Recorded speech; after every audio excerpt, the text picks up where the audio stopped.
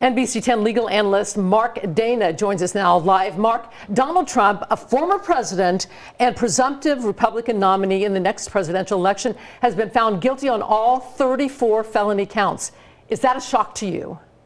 Not the way the case went in. I think when the prosecution put their case in, they put it in as narrowly as they could.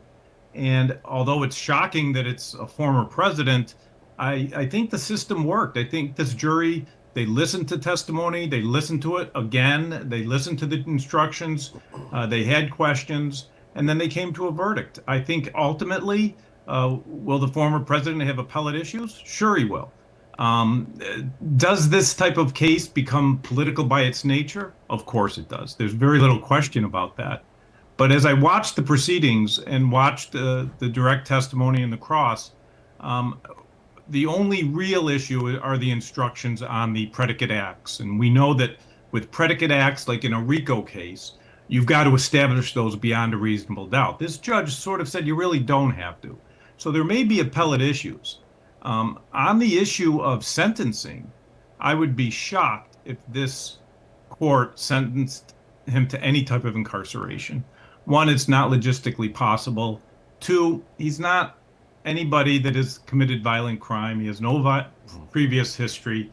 So I think there's going to be some restrictions on him, which may affect his campaign. But I don't think it's going to be incarceration. You know, Mark, listen, you ask one lawyer, you'll get one answer. Ask another lawyer, you'll get a different one. And one of your alerted colleagues, Lou Pulner, a familiar name in the trial circles, today on the radio called it Clown Town. He said he's never seen anything like it, didn't really get the charge in the case.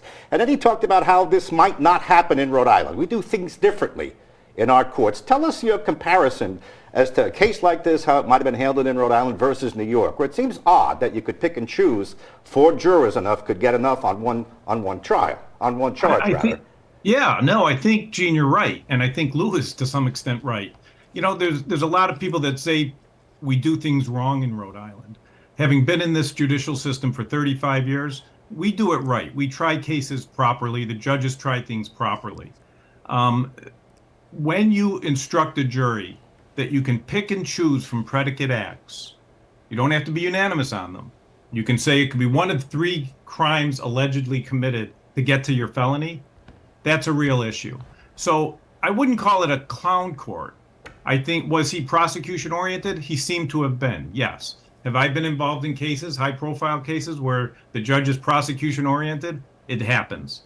Having said that, the way the case went in as narrowly as it did, that being, was the hush money used for certain purposes which got us over the misdemeanors and into the felonies, and pick 3 by which you may do that, then I think the jury really didn't have a choice.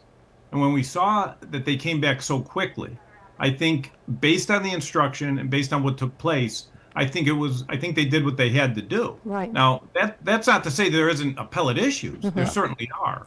But I think this jury really looked at the evidence carefully. All right, Mark Dana, thanks for joining us, our legal analyst. We could continue this all night long, but that's all we have time for now. Thanks again. Yeah, interesting analysis. Thank you, Mark.